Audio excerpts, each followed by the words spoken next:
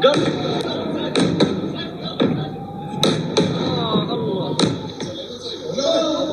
تهماسي تهماسي خميني إذا كرام.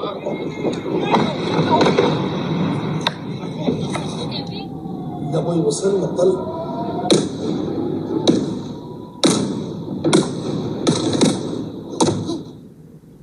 Desfilá, no a mí, no a mí, no a mí.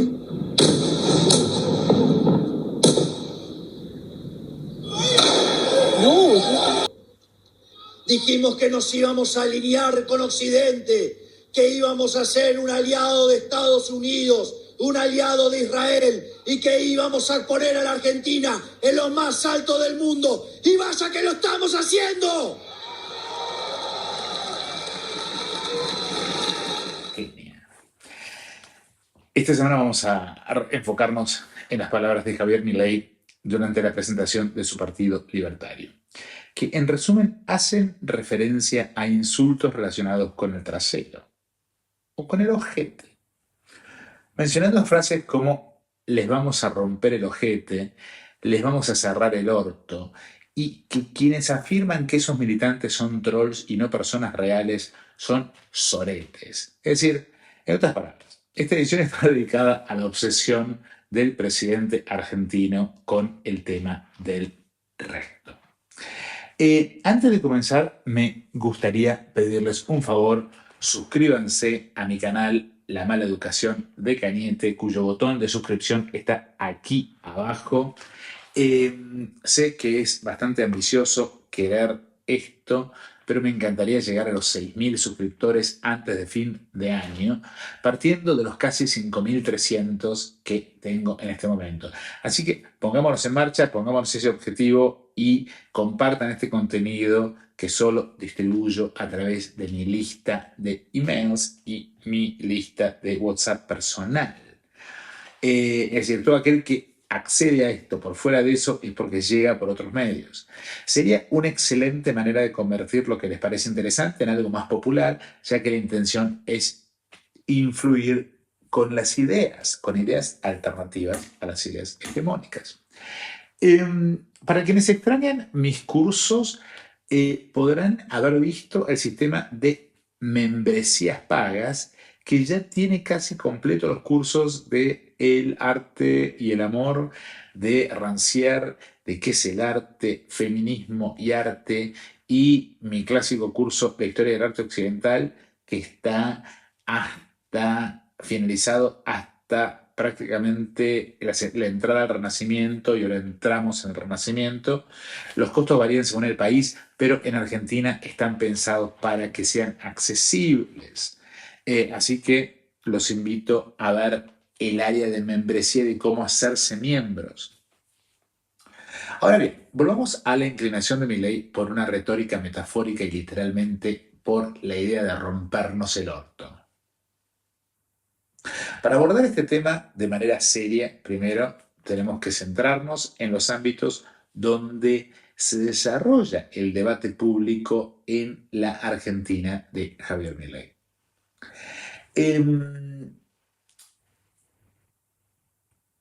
Yo diría que hay 3 ámbitos, los cuales no son excluyentes, y se interconectan entre sí.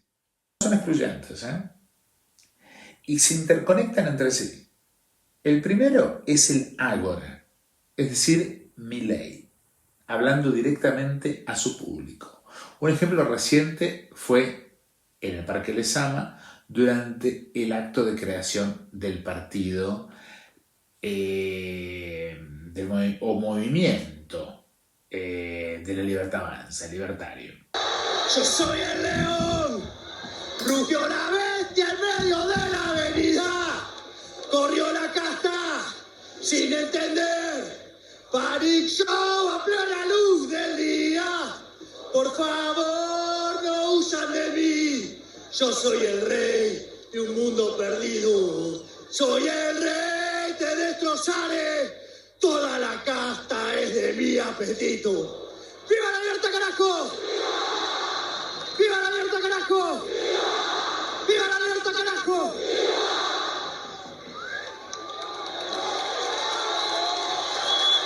El segundo ámbito es el sistema institucional, más concretamente el Parlamento, donde las cosas están estancadas tanto en la Cámara de Diputados como en el Senado, debido a la falta de representación institucional que tiene su partido, que hasta ahora no existía. Por lo tanto, este acto que presenciamos tiene que ver con, ¿no?, con que no exista. Y además, la aparente rebeldía de la vicepresidente como líder del Senado. Es decir, como que del lado parlamentario está todo mal con Milei. El tercer ámbito son los medios de comunicación, ya que yo dividiría a los medios de comunicación en la era mileísta entre los moralizantes de izquierda, que predominan en los formatos de la televisión abierta, y los mileístas, o mejor dicho, más conectados con las nuevas tecnologías como YouTube, TikTok, Instagram, entre otros. Como los primeros están basados en la rosca y los segundos tienen que ganarse el voto, el cliente enseguida, yo diría que los segundos, cada vez que aparecen en debate frente a los primeros, ganan. Pero vamos al primer ámbito donde Milei nos promete romper el ojete. Como hemos venido diciendo, Milei representa un tipo de sexualidad no genital, vinculada a la clonación, reflejada también en una exploración con imitadoras, como su ex. Casi todas sus parejas tienen algo en común con su hermana Karina. Se parecen. El cosplay, como analizamos en el último video, es una forma de diferir la intimidad genital.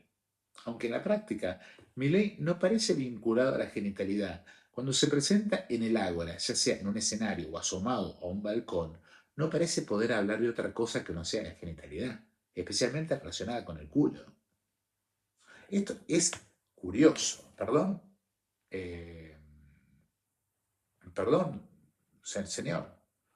Para mí, el acto en el Parque de Sama marca un antes y un después, siendo un punto de inflexión. ¿Qué ocurre aquí? Pasamos de un profesor de economía a un dictador violento, obsesionado con el recto ajeno, lo que hasta ahora hemos estado llamando el ojete. Esto va acompañado de una violencia verbal al borde de lo extravagante, que lo remonta a sus inicios en la televisión y en YouTube, combinada con un ciceronianismo de senador estoico masculino, reforzado por una oradora bastante incapaz como Karina Milei. El acto de fundación del Partido Nacional Libertario, no sé cómo se llama, fue organizado por Karina Milei, quien planteó inteligentemente, el que planteó inteligentemente ¿cómo se llama? Carlos Pani, la disyuntiva de un presidente que debía demostrar presencia territorial, pero al mismo tiempo diferenciarse de la casta. Es decir, no recurrir al método tradicional del choripán y los micros para llenar plazas o estadios, aunque terminó dirigiéndose a un grupo relativamente reducido, movilizado precisamente en filas de buses, con lo cual los métodos son los métodos de la casta. Pero, digamos, hubo un debate en un programa de televisión de Canal 9 bastante patético, pero el debate es tiene que haber cierto pragmatismo, y el pragmatismo tiene que ver con la casta. Durante la transmisión, algo que llamó la atención fue la agresión entre los propios militantes, con gritos como "bajen las banderas, boludos", donde el uso del insulto parecía a todas luces innecesario. No solo las complicaciones que planteaba el gobierno del siniestro que manejaba la ciudad,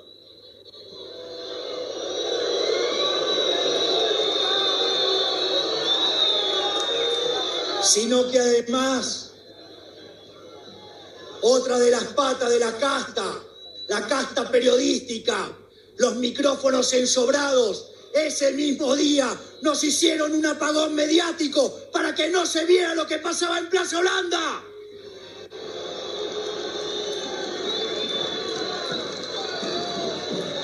Sin embargo, también ese día comenzó a cambiar la realidad de los medios.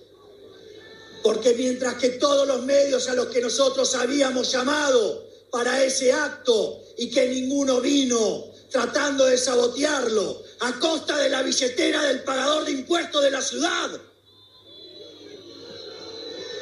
ustedes le dieron vida a este movimiento con cada uno de ustedes con su celular y empezaron a transmitir y le cerramos el orto.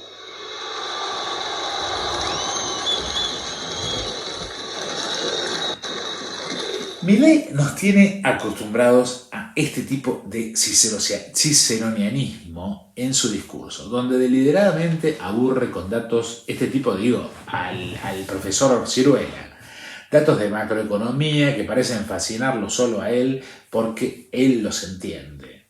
O mejor dicho, lo que parece que lo fascina es justamente eso, el hecho de que los entiende. Sin embargo, recordemos que es de la Universidad de Belgrano. Este tipo no es un economista tipo estrella. Sin embargo, a Milei las cosas no le están yendo del todo bien, tanto a nivel nacional como internacional. Viene de una presentación en las Naciones Unidas donde criticó la incapacidad del multilateralismo, alineándose con líderes como Trump o Meloni. Pero en el caso argentino, este tipo de postura es prácticamente suicida, ya que sin multilateralismo o apoyo externo, el país se condena y el margen de maniobra es cada vez más limitado. Es decir, Milei no es Meloni, Es decir, no tiene Unión Europea que lo venga a salvar. Quizás por eso, de manera inteligente, decidió cambiar el enfoque de su discurso y ofrecernos una clase de historia en lugar de una clase de economía. Y como buen narcisista que es, la historia era sobre su propia llegada al poder relatada con lujo de detalles. Fue una especie de metadiscurso electoral donde parecía estar convenciéndose a sí mismo de la necesidad de participar en el sistema que tanto critica. En esta primera parte hizo referencia a su gesta histórica, que comenzó en agosto, él la llama gesta histórica, que comenzó en agosto del 2021 y rindió homenaje a Carlos Pellegrini, alineándose con los padres fundadores y a la generación del 80. Luego rápidamente aceleró el discurso para buscar nuevos enemigos, ya que casi no mencionó a Cristina. Su verdadera enemiga, según él, es la casta política putrefacta, esto en sus términos. Mientras decía esto, la audiencia no dejaba de corear que se vayan todos, que se vayan todos, que se vayan todos. Periodistas corruptos, ensobrados.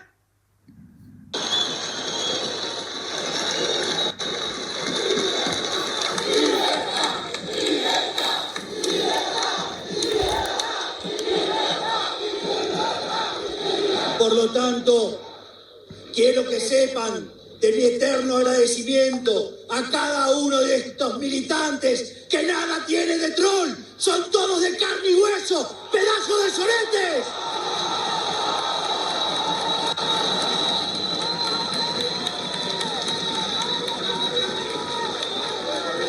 Acá tienen los trolls, acá tienen los trolls.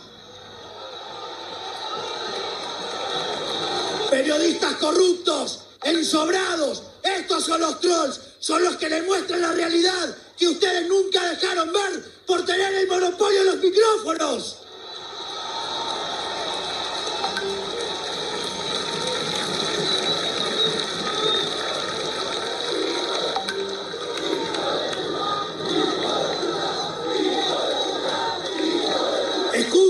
Escuchen periodistas ensobrados, esto es lo que siente la gente por ustedes.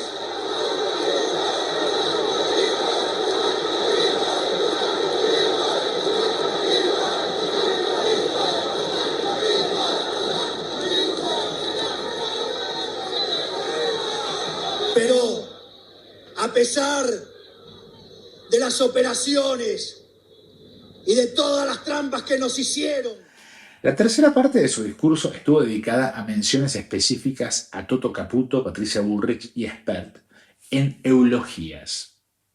Pero quien se llevó los mayores elogios fue su hermana Karina, a quien de manera extraña se refiere en masculino, como el jefe. Visualmente se notaba que había definitivamente más recursos económicos tanto en el acto como en sí mismo. El despliegue de recursos se notó en su propia presentación personal. El pelo, la campera. Ahora que tiene acceso a los recursos del Estado y a los gastos reservados, lo vimos con una chaqueta de cuero Hermès que cuesta al menos $2.000 o $3.000. Combinada con un suéter de cuello de tortuga con un zipper negro que es seguro Moncler, que ronda entre los $300 y los $400 o 500. Esto refleja su nuevo estatus y su nuevo bolsillo. Y algo similar ocurre con el look de Karina Milei, cuyo peinado parece hecho por el mismo estilista de Susana Jiménez, lo que parece perfecto en el caso de ella. En el caso de él, no tanto porque hizo promesas de renunciamiento de la dieta, no sé. Y con la dieta no sé cómo le alcanza. Lo que no queda claro es esta insistencia en el tema de la dieta. Y como siempre, digamos, es decir, no estoy hablando de una dieta alimenticia, sino de su renuncia a cobrar su salario como funcionario. Entonces, ¿de dónde saca el dinero para comprar ropa tan costosa?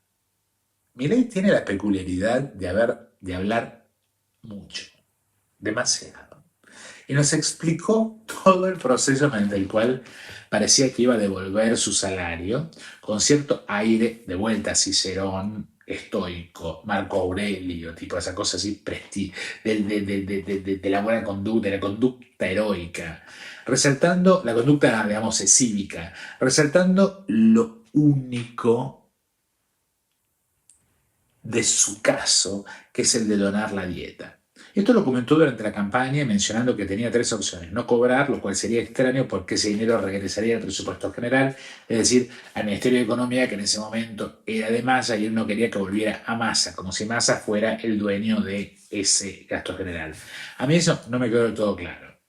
Más tarde mencionó su intención de presentar una ley sobre este tema. Pero también reconoció su impotencia al admitir que no sería aprobada. Aquí es donde entra su retórica de la ruptura de ojete, al aceptar que la ley no iba a pasar. Finalmente decidió sortear su salario. Y cuando lo hizo, fue una epifanía. 1 millón de personas se inscribieron online, el sorteo se llevó a cabo en Mar del Plata, con 10.000 libertarios presentes. Milei lo presenta como un triunfo todo esto, porque es el momento en el que decide ser presidente, pero en realidad refleja la necesidad y el hambre que sufría la gente ya en época de Massa con Alberto Fernández como presidente.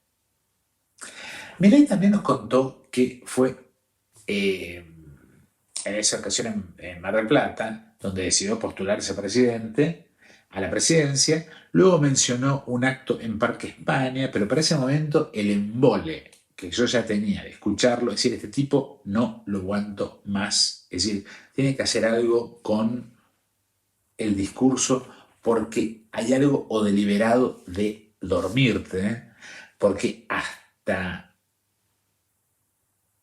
Susana se emboló y parece que esto salió al aire, que una productora dijo, esto es un embole. Finalmente hablaba del Tour de la Libertad. Que esto es su elección. Es decir, el tipo sigue hablando de que lo eligieron. Gracias, no sabía que te eligieron, Milei. A esta altura creo que nos importa porque nos afecta. Pero honestamente, ¿a quién carajo le importa? A partir de ahí comenzó una ráfaga de insultos dirigidos a los cucas, es decir, a los kirchneristas, acusándolos de no medir la pobreza cuando no les conviene y hacerlo cuando sí, según él. Sin embargo, la realidad es que quienes miden la pobreza son los del INDEC. En ese momento, el público comenzó a gritar: ¡hijos de puta! ¡Hijos de puta! ¡Hijos de puta!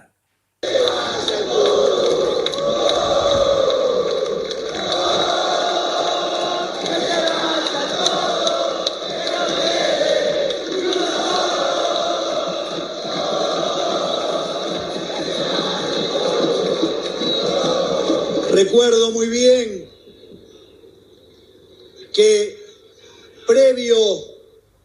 previo a ese acto, previo a que hubiéramos formado partido, La casta política decía que no íbamos a poder formar partido, que no íbamos a tener sellos para competir, que no íbamos a poder ni siquiera juntar las firmas, que de ninguna manera íbamos a llegar.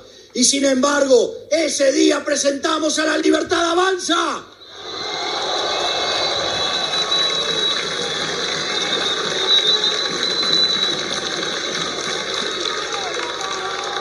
Sin embargo, eso no era tan fácil.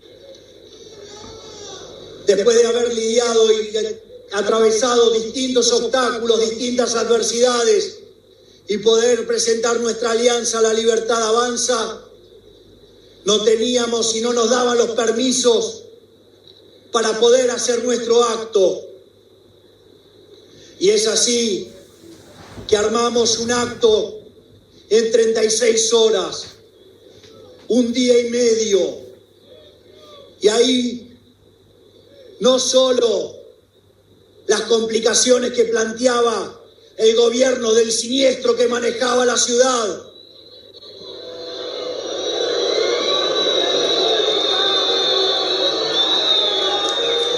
sino que además otra de las patas de la casta periodística, los micrófonos ensobrados, ese mismo día nos hicieron un apagón mediático. Lo que llama profundamente la atención es cómo se tratan entre sí y cómo tratan a los demás, con insultos volando por todos lados, lo que refleja un ambiente de mucha violencia, y esto lo quiero poner en relación a otra cosa. Porque en un momento Milei parece tener un acto de autoconciencia sobre la sublimación de esta violencia y recuerda que él es el presidente y que hay una investidura que debe respetar. Entonces comenta, refiriéndose, esto en el discurso de anteayer, a algún economista, siempre es algún economista, que dice, ¿sabes cuál es la diferencia entre un genio y un loco? Esto lo cuenta, digamos, como para darnos confianza a nosotros de él, que aparentemente es un genio. Ese se autodenominó genio frente a los 10.000 personas presentes. Nos anuncia que nos va a romper el orto, dice que es un genio, digamos, todo esto es acting out de lo que él cree que no tiene. En ese punto, él repite nuevamente lo de romper el ojete. Pero lo que no queda del todo claro es a quién va dirigido exactamente el mensaje. ¿El ojete de quién? El profesor de la universidad en la que yo acabo de terminar mi proyecto de investigación, Warwick, que está muerto, Stuart Hall, afirmaba que la representación es muy distinta a la simple reflexión. Señalaba que la representación implica procesos como la selección, presentación, estructuración y curaduría, donde no solo se transmite un significado preexistente, sino que también se genera la tarea activa de otorgar sentido a las cosas. En el caso de Milei, su concepción de la familia y su machismo de macho león rompedor de culos no es biológica, sino una construcción cultural, con sus propios códigos y criterios de pertenencia. A primera vista, uno podría pensar que hacer declaraciones así, desde un lugar tan alto en el Estado, como jefe de Estado, aleja a los votantes gays, que en Argentina no son pocos, los tapados. Al menos a los que están fuera del closet los aleja directamente, a los tapados potencialmente. Los que estaban afuera del closet apoyaban abiertamente a Alberto y Cristina. Me refiero a aquellos que disfrutan de su culo, como zona erógena.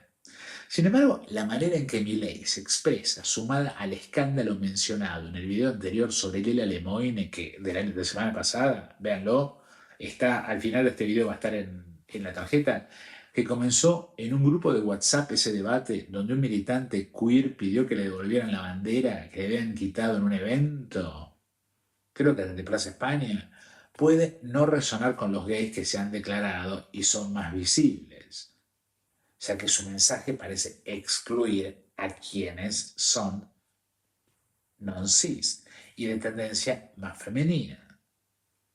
Con este tipo de afirmaciones, Milei parece retroceder a los años 90. un tiempo en el que ni Carlos Menem se atrevió a ser tan abiertamente homófobo. Probablemente porque no estaba tan inseguro respecto de su propia sexualidad. El mileísmo, al igual que ciertos youtubers, está lleno de hombres gays que no expresan su genitalidad, que están ocultos y que adoptan posturas reaccionarias y racistas.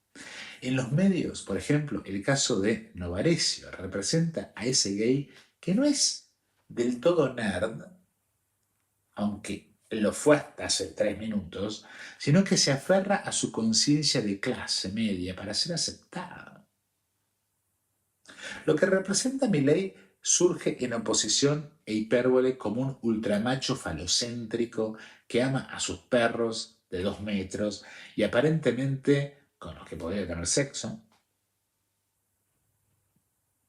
Él no tiene relaciones sexuales, por lo cual no tendría sexo zoofílico, lo que podría explicar su tendencia a cambiar de pareja con frecuencia también, el no tener sexo. En ese sentido, su falocentrismo se manifiesta como una perversión y no como una subversión. Su homosexualidad oculta con aspiraciones falocéntricas se presenta como una representación homofóbica de la homosexualidad, algo que también se puede observar en figuras como Patricia Bullrich, por ejemplo, o como Lilita Carrió. La pregunta que surge es, ¿a quién le rompe el culo Milei? La respuesta tiene 2 partes. A quien quiere hacerlo y a quien realmente lo hace. Comencemos por la segunda. ¿A quién realmente le está rompiendo el orto? Aquellos que realmente sufren las consecuencias son los pobres. El INDEC ha señalado que el 53% de los argentinos viven en estado de pobreza, medida a través de la relación entre ingresos y el costo de la canasta básica, lo que evidencia una inflación acelerada en lugar de la supuesta deflación que Milei dice defender. Esta cantidad de pobres se agrava por la falta de un liderazgo claro en la izquierda, que parece estar acaparada por el Papa. Aunque no parece haber una acción concreta del Papa. O mejor dicho, digamos, no puede haber una acción concreta del Papa. Por más Grabois que designe, es decir, a Grabois no le da. Las denuncias de Alberto, las internas entre la gente del Destape TV y la Cámpora, y las crisis del poder sindical provocadas por la informalización de la economía, han dejado a los cartoneros y a quienes buscan changas en una situación crítica. Y, de hecho, esta situación de los sindicatos, por la desaparición de la economía, hace que la flexibilización laboral quede a la vuelta de la esquina. Carlos Pañi informó que un cartonero gana alrededor de 15.000 pesos al día, mientras que un vendedor de drogas un soldadito vendedor de drogas puede llegar a ganar 50.000. Esto ha naturalizado la violencia en el conurbano, el balazo, y coloca a Patricia Bullrich en una posición muy delicada, ya que intenta moralizar el crimen, cuando en realidad este ya no puede ser visto como tal, sino como un reflejo de un futuro robado a los jóvenes.